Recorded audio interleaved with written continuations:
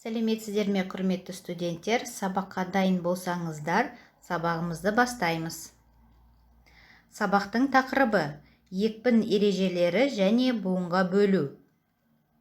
Сабақтың мақсаты екпін ережелері және буынға бөлуді игеру. Күтілетін нәтиже латын тілінде буындардың бөлінуінің заңдылықтарын біледі. Қайталауға арналған сұрақтар. Жаңа сабақта қарастырылатын сұрақтар: буынға бөлу, созылыңқы және қысқа буындар, екпінді анықтау. Жаңа материалды игеруге қажетті сілтемелер. Нені білу керек? Латын тіліндегі буынға бөлу тәртіптерін білу, екпін қандай жағдайларда қойылатынын білу, екпін қандай буындарға қойылатынын білу, буындағы дауысты қандай жағдайда қысқа болатынын білу, буындағы дауысты қандай жағдайда созылыңқы болатынын білу. Бағалау критерийлері: екпін ережелері және буынға бөле алған студент 3 қанағаттанарлық деген баға. Екпін қандай жағдайларда қойылатынын білетін студент 4 жақсы деген баға. Буындағы дауысты қандай жағдайда қысқа болады, буындағы дауысты қандай жағдайда созылыңқы болатынын білетін студент 5 өте жақсы деген бағамен бағаланады. Латын тілінде буындар төмендегі тәртіппен бөлінеді. Буын жеке тұрған дауыссыздың және ку әріптерінің тіркесі алдында бөлінеді.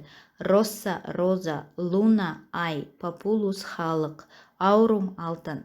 Екі не одан да көп дауыссыздардың тіркесінде буын соңғы дауыссыздың алдынан бөлінеді.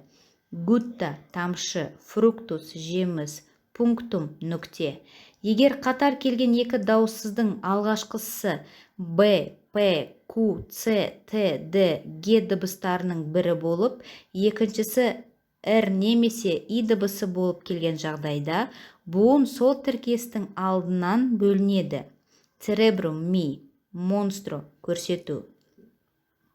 Екі дауыстының ортасынан дуо 2, дифтонг ортасынан және жалғыз тұрған дауыссыздың. Йотта дауыссызы екі дауыстының ортасында екі буынға жататын екі дыбыс береді. Мажор әбден ескірген. Сөз құрамындағы приставкалар дербес буын ретінде бөлінеді. Абессе, болмау. Буын сөздің соңынан оңнан солға қарай саналады. Церебрум.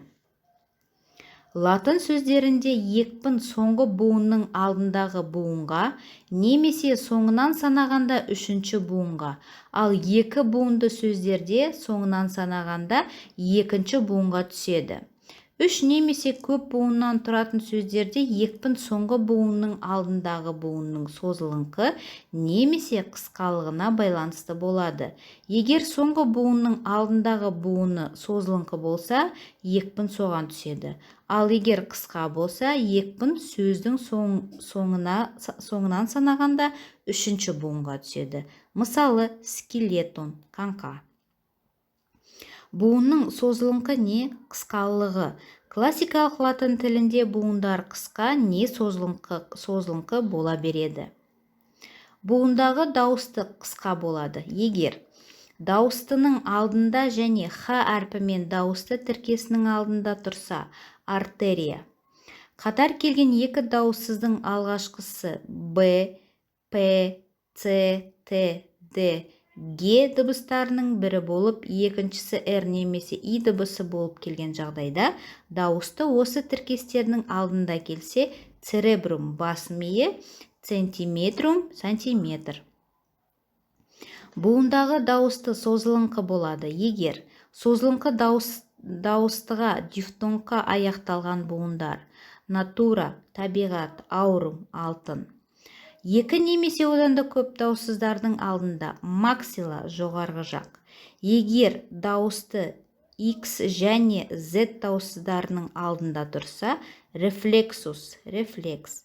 Соңғы буынның алдындағы буынның созылыңқы не қысқалығын кейбір қалыпты және көп қайталанатын сөздің морфологиялық элементтеріне де байланысты.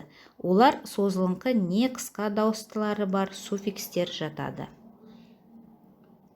Көп кездесетін созылыңқы дауыстылары бар суффикстер: фронталис маңдайлы, юнисексуалис біржынысты, артикулярис буынды, мускулярис бұлшық етті, вульгарис кәдімгі.